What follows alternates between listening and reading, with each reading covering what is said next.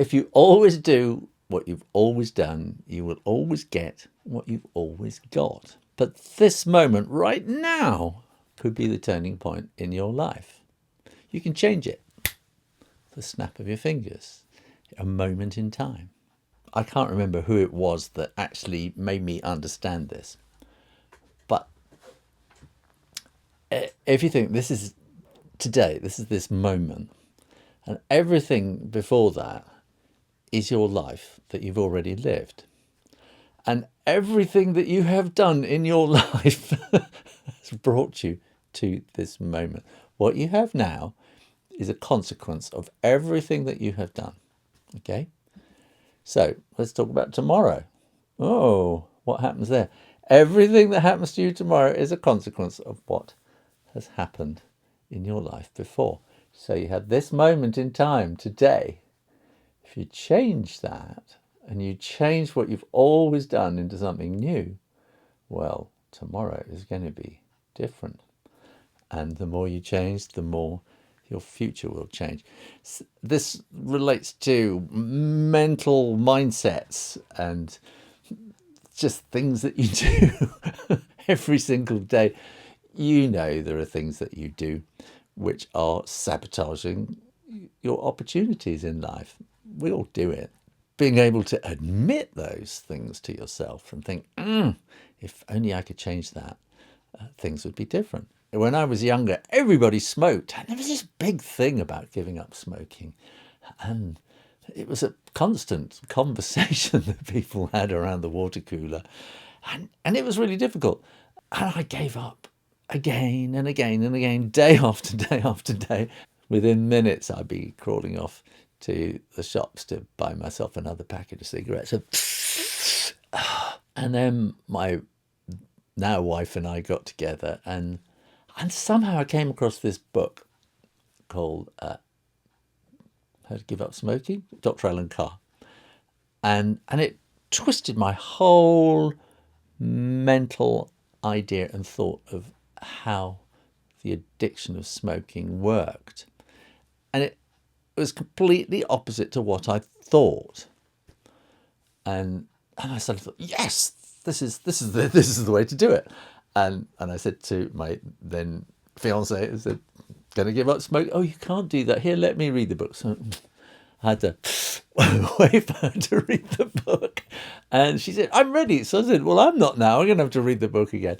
So it got to the point that we went on our honeymoon. We both bought those big boxes, 200 cigarettes, duty free, and we took the book along with us. And then I started reading the book again.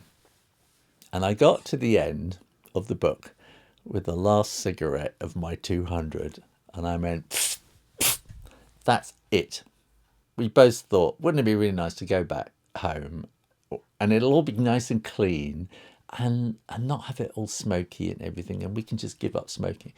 But I said at that moment, that's it. And she said, but I haven't finished my cigarettes and I haven't read the book again. I said, I'm sorry, I'm not waiting for you. I cannot wait for you.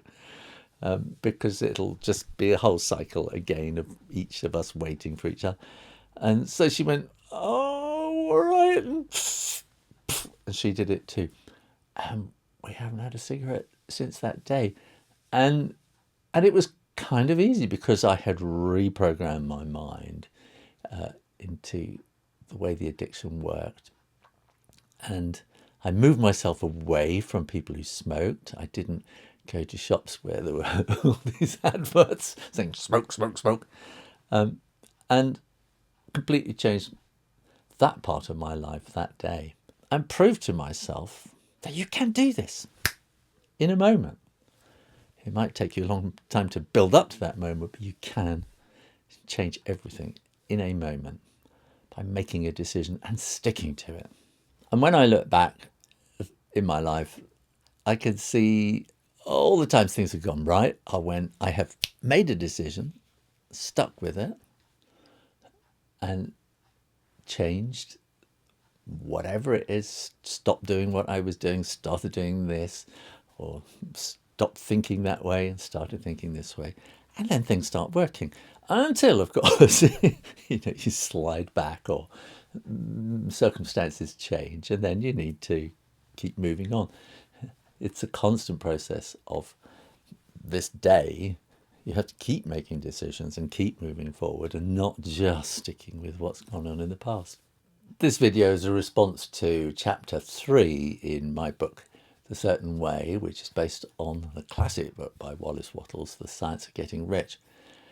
And in chapter 3, he starts to introduce his underlying sort of metaphysical, I don't know, I think of it as a scientific kind of basis for his ideas, that there is this formless stuff from which all things are made. And when he wrote this, it was right at the beginning of the ideas of quantum physics. Heisenberg's uncertainty principle wouldn't be along for another 20 years or so, but he kind of sensed what was going on. And quantum physics has reached a point today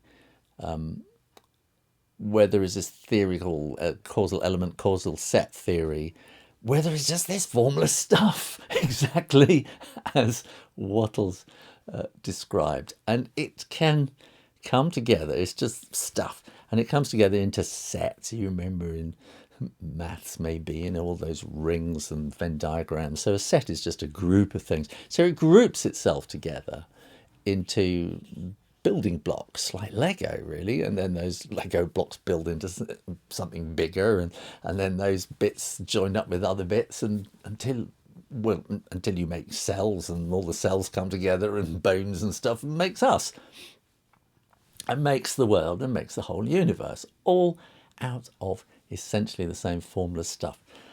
And this formless stuff thinks. It has an urge to become something, and it has this urge to clump together and to build, and so it grows. And this stuff is the bag that holds it all together. It's like nature. Nature is the thing that holds this bag of formless stuff and creates everything within the bag. We always go on about, oh yeah, what's outside the bag, what's outside the universe, and what's beyond that. And don't worry about that. This is how it works. This whole certain way is pragmatic. Don't worry about that stuff, what goes on outside. This is what works. So nature is the thing, and nature wants to grow and create and build. And it has this idea of how it brings it about, and it's gone through dinosaurs and whatever, and it has come to us. And nature has gifted us this incredible ability to think. Nature thinks, and we think. It has allowed us to be co-creators. We haven't got brain capacity that nature has to build the whole universe, but we have this brain capacity to sit there and think, hey, I've just had an idea. And that's all it is. It's a little ping. It's a little electrical force going on in your brain. But you have this ability to take that and bring it into reality. Whether it's an idea that you want to spread or out throughout the world, or if it's an app, or if it's a physical thing. Look, the shelves behind me, I had the idea. I thought, if I get this and I go down to the shops and I buy that wood and I screw this in and do that, I had the idea and I brought it into reality. I've been a children's book author and illustrator for 40 years or something, and I have ideas. I go, bing, and I build that idea in my brain, and then I build it onto paper, and then I build it onto the screen, and I type the words, and it builds and builds and builds, and I create, and eventually I hold this book in my hand. It's the thing that I imagined in the first place. I have brought it into form, into reality.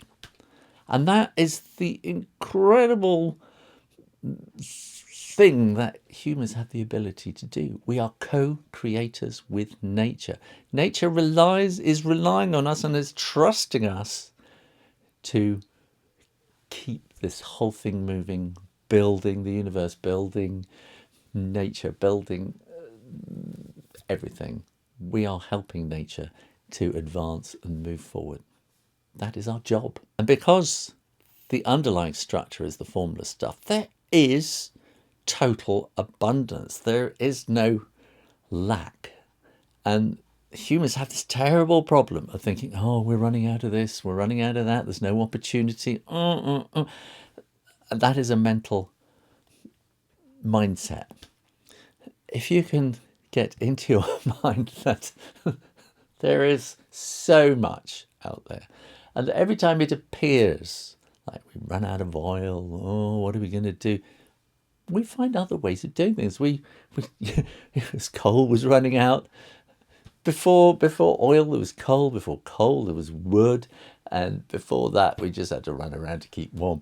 But each time we run out of one resource, we find another, because we're humans and that's what we do. We are really good at sorting out these problems, thinking, bringing things into form. So don't feel that the whole world is locked down and there's no opportunity for you. There is. But Wattles says if you sit in your bedroom and think, well, what am I going to do? Well, there's not a lot of opportunity there. If you've got a computer and a camera in front of you, well, yes, there is. And the internet, there's a massive amount of opportunity out there. So you can sit in your room and reach the whole world. There's a massive opportunity. But also you can get up out of your room and go out. There's opportunity. There will always be opportunity for plumbers and hairdressers and carers and all those physical kind of things which robots can't do yet. But there are constantly new ideas coming along. There are new opportunities for people who think, for people who create, for people who make things. And we're always moving. Humans are just restless. We always want to move and create new things. So there are always opportunities. Even if it seems like all the resources have dried up, new resources will be found to help you exploit those opportunities. Nowadays, we are drowning in data, and every time I look at data, but there's so much information in there telling you this is where it's working at the moment. And you have to be prepared also to realize, oh, okay, that's become oversubscribed. We need to move on and find out where the new opportunity is. As Shakespeare said, there is a tide of opportunity in the affairs of men, which, when taken at the flood, lead on to fortune, which means when you're in port, you got to wait for the tide to come up. You got to wait for the tide to come up, and the wind's behind you. Everything is good. Go, go, go. And off you go. Seek your fortune. But if you go, oh, it's a bit cold tonight. Oh, it's raining. And you decide to stay in port. Well, that's your opportunity. Gone. Well, for that day anyway. So this is your tide.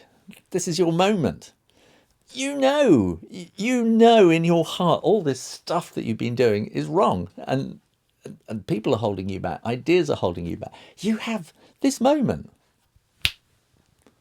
You can change your whole life, and tomorrow and the rest of your life will be different. But you have to change, and you have to stick to the decisions you have made.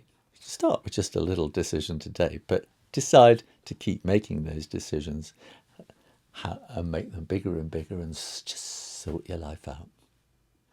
Thanks for watching. And look, I'm making these videos of my book absolutely free for anybody. But if you really want to get to grips with this, buy yourself a copy of the book. I left little bits down the side you can make all your margin notes as you begin to understand. It's taken me a long time reading Wattles' book. I read it again and again and again, as Wattles tells you to do. And each time there's this little revelation. You can't take it all in one go. Buy the book. That helps me to help you, to help everybody else. Thanks for watching, and I will see you next time. Make sure you're subscribed on YouTube. Go to my website, thecertainway.uk. Subscribe for the newsletter there. And thanks for watching. I'll see you next time. You take care now. Bye-bye.